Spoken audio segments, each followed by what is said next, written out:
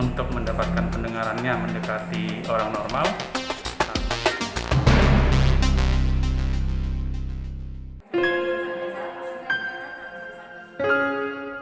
Gangguan pendengaran merupakan salah satu penyakit atau kelainan yang banyak diderita masyarakat.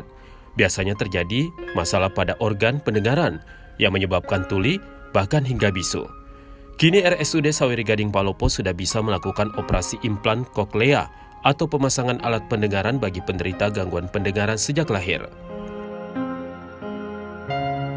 Operasi implan koklea di Rumah Sakit Umum Daerah milik pemerintah Kota Palopo itu merupakan yang pertama di wilayah Luwu Raya Provinsi Sulawesi Selatan.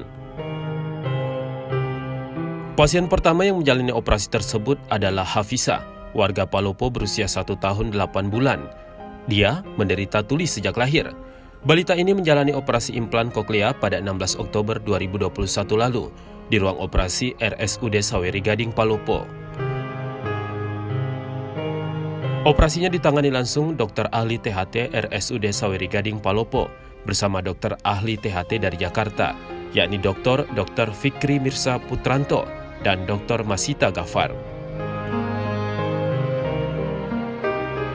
Dirut RSUD Saweri Gading Palopo, Dr. Nasaruddin Nawir menyebut operasi implan koklea atau pemasangan alat pendengaran bagi penderita gangguan pendengaran sejak lahir terhadap balita Hafisa yang berhasil dilakukan pihaknya menjadi momentum terbaik bagi jajaran RSUD Saweri Gading Palopo untuk membantu mengurangi angka ketulian di Luwu Raya, khususnya di kota Palopo.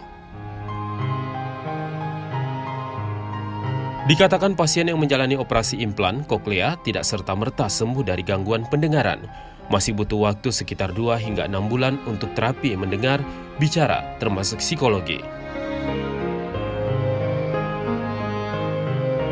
Biaya operasi implan koklea terbilang masih mahal, termasuk alatnya mencapai angka kisaran 150 juta hingga 200 juta rupiah.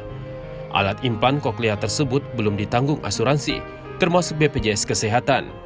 Namun untuk operasi Hafisa, balita ini mendapat bantuan alat dari Komite Pusat Penanggulangan Gangguan Pendengaran dan Ketulian. Nah sahabat Seruya, setelah 2 bulan usai menjalani operasi pemasangan alat implan koklea, alat tersebut mulai aktif. Hafisa ditangani tim Pusat Pendengaran Gameline dari ML Indonesia bekerja sama dengan RSUD Saweri Gading Palopo, Kamis 9 Desember 2021.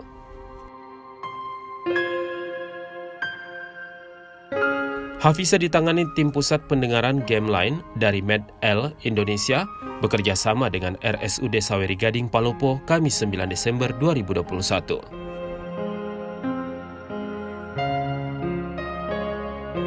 Andi Iskandar dari MedL Indonesia mengatakan, alat implan koklea yang sudah dipasang di telinga Hafisa mulai diaktifkan. Hasilnya saraf Hafisa merespon baik alat tersebut.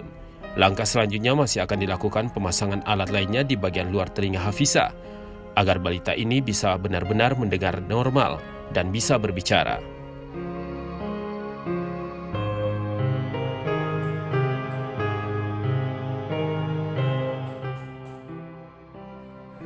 Ya, jadi anak Hafiza mengalami gangguan pendengaran sangat berat, di ambangnya di atas 100 desibel.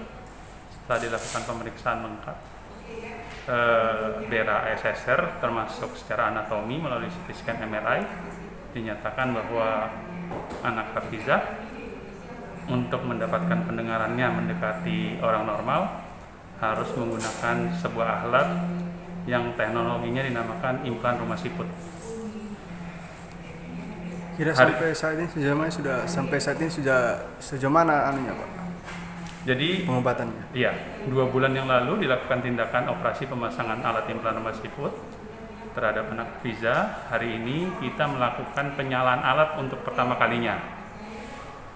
Dari proses yang dilakukan hari ini didapatkan bahwa saraf pendengaran Hafiza berespon terhadap rangsangan suara.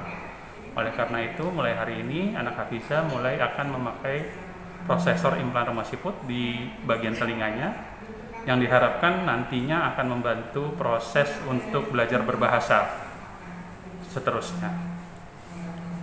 Kira-kira yang bayi tadi Pak, yang tadi, yang pas tadi, pertama tadi, yang di depan. Yang di Kira depan. bagaimana anunya itu, kegangguannya itu Pak? Bayi-bayi tadi itu dilakukan pemeriksaan screening pendengaran yang dinamakan OAE, Auto Acoustic Emission. Itu fungsinya untuk mendeteksi secara dini apakah bayi-bayi yang lahir itu ada indikasi mengalami gangguan pendengaran atau tidak. Hari ini didemokan tadi pagi alat yang kita bawa, bahwa dengan waktu yang sangat singkat, hanya 30 detik, sebenarnya setiap bayi yang baru lahir bisa dilakukan pemeriksaan deteksi dini pendengaran.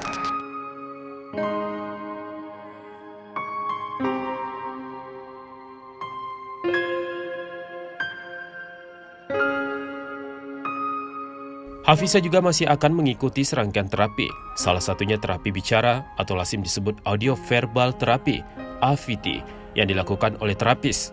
Terapi ini dilakukan karena Hafizah sejak lahir belum pernah mendengar suara dan belum mampu berbicara. Harapannya, setelah menjalani serangkaian terapi, Hafizah akan sembuh dari gangguan pendengaran dan bisa hidup normal. Wartawan Surya TV, Ayub Sadega melaporkan dari Kota Palopo, Provinsi Sulawesi Selatan.